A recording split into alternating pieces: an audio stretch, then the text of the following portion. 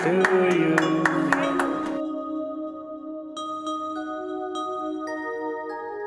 Happy birthday to you. Thank you. Happy birthday to you. Happy birthday to you. Wow Dhruv, तुम्हें मेरा birthday याद था। तुम मुझसे इतना प्यार करते हो। तेरी मोहब्बत ने मुझे बेनाम कर दिया, मुझे हर खुशी से अनजान कर दिया। नहीं चाहता था कि तुझसे मोहब्बत हो, मगर तेरी पहली नजर ने हमें दिलाम कर दिया। वाह ध्रुव, सो स्वीट।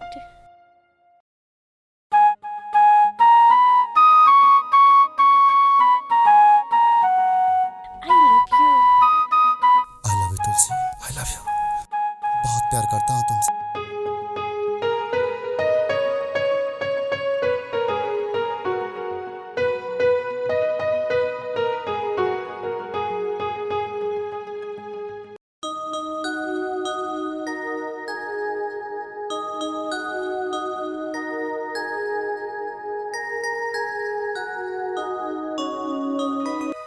आज ये पल मेरे लिए बहुत खुशनुमा है कि आज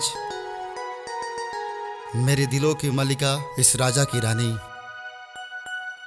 तुलसी का बर्थडे है, जो मेरी प्रेमिका है। इस खुशी के मौके पे हम चाहेंगे कि हमारी प्रेमिका हमारे साथ है। आइए।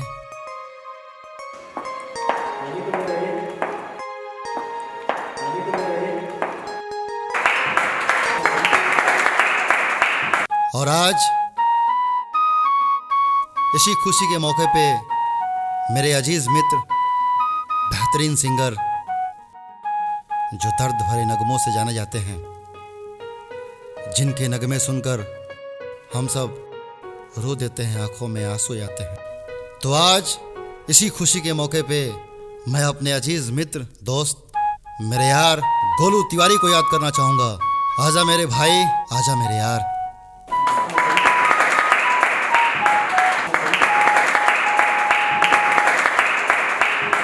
मैं चाहूँगा आज मेरा यार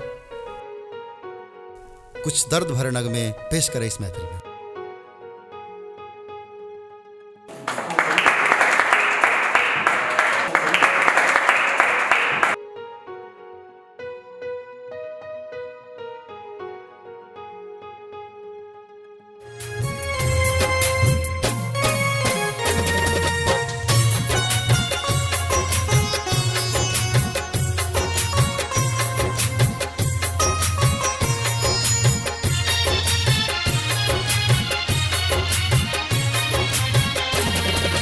पागली के अपना दिल में बसा के लूटे गई राम जी।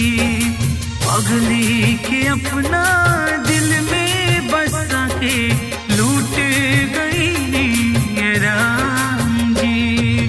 गम के दरिया में डूबल बानी, गम के दरिया में डूबल बानी, हो गई बदनाम जी। पगली के अपना दिल में बसा के लूटे गई राम जी। पगली के अपना दिल में बसा के लूटे गई राम जी।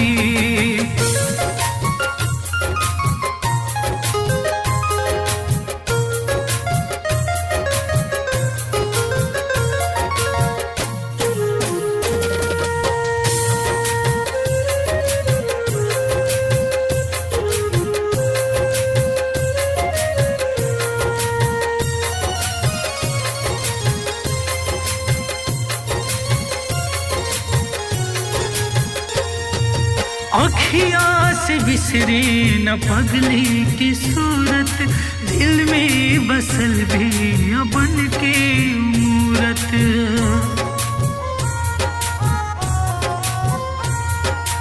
अखिया से बिसरे न पगली के सूरत, दिल में बसल भी बन के मूरत। पी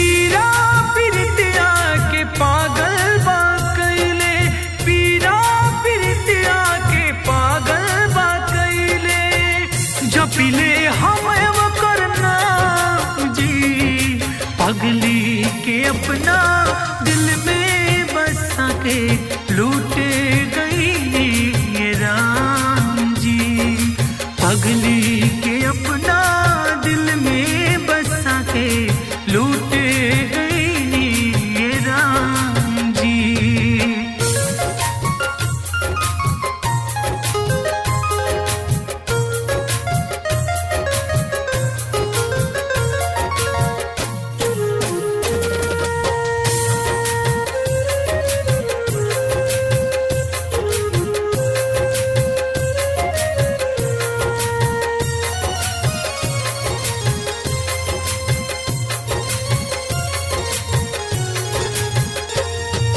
हंस के हंसा के मोहब्बत जगा के दगा दे गई लो आपन बना के।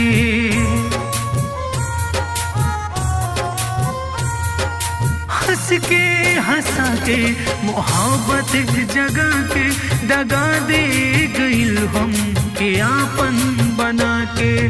दिल के दर्दिया हम दिल में छुपा के, दिल के दर्दिया हम दिल में छुपा के पी ले रोजे जाम जी। पगली के अपना दिल में बसा के लूटे गई ये राम जी।